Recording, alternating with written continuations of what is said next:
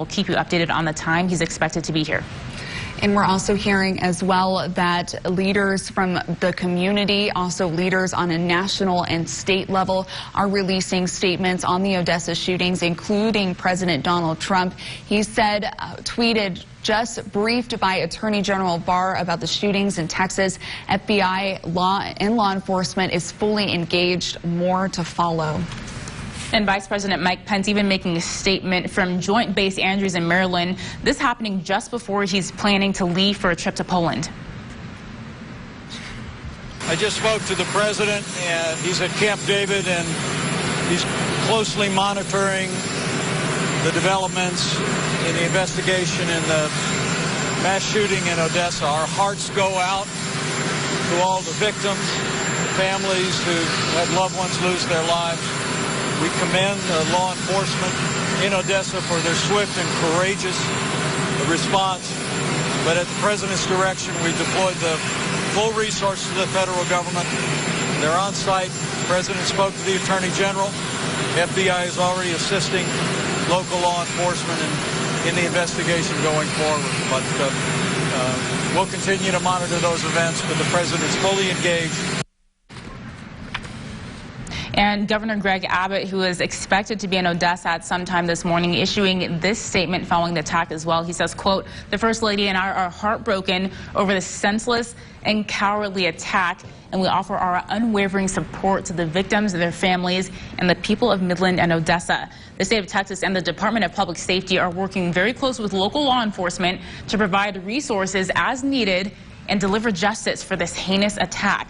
I thank the first responders who have acted swiftly and admirably under pressure, and I want to remind all Texans that we will not allow the Lone Star State to be overrun by hatred and violence.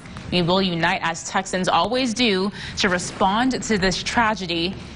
And of course, we know this already, but we've already seen West Texans coming together to do this. Very, very powerful, and a testament to how strong our people out here and our friends and family and loved ones are." And also State Representative Brooks Landgraf saying, if you're just now joining us, though, it is almost 8 o'clock. We are covering all of the information from yesterday and today regarding the mass shooting that happened in Odessa, and we're still trying to get as much information, but here's the latest that we have. State Representative Brooks Landgraf made a statement yesterday. "My family and I share the pain felt by the victims and their families. We will be here to mourn the neighbors we lost and here to help the survivors recover." West Texas law enforcement officers were exceptional on this dark day, and I'm grateful for their heroism and sacrifice and for the safety of our community. We will be praying with all and for those lives impacted. As state representative, I will continue to work with the appropriate state officials to support every in West Texas who needs it. I am thankful to Governor Abbott, Governor Patrick, Governor Bonin, and DPS for their rapid response.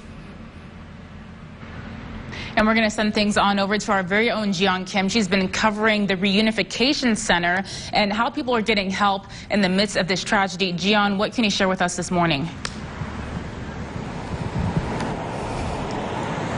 Well, good morning, ladies. As you can see, the sun is out. It is now officially the day after one of the most tragic events West Texas has ever seen. And at least for me, it has been a reminder of the strength and close-knit camaraderie that Texans share out here in the West. A lot of good Samaritans rising up to the occasion and finding ways to help, whether that be donating to a GoFundMe, praying for the victims, or making home-cooked meals and personally delivering them to first responders, to family members and medics.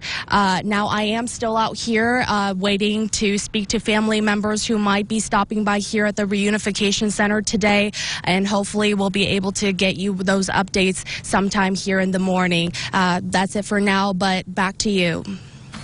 Thank you for all you do, Jian. And we also did have a chance to hear from Midland Mayor Jerry Morales. He released a statement to us, and he had just been briefed on the situation, but here's what he told us over the phone. Yes, good afternoon. So, yes, we have confirmed that the active shooter, we have one confirmed active shooter that has been killed, and the Midland Police Department did kill that shooter. We have at least 20 citizens who have been injured, not necessarily from the shooter, but from the shooter being active. And then we had one Midland police officer who was shot and is in surgery. It's life-threatening, and one Department of Public Safety injury from the shooter, non-life-threatening.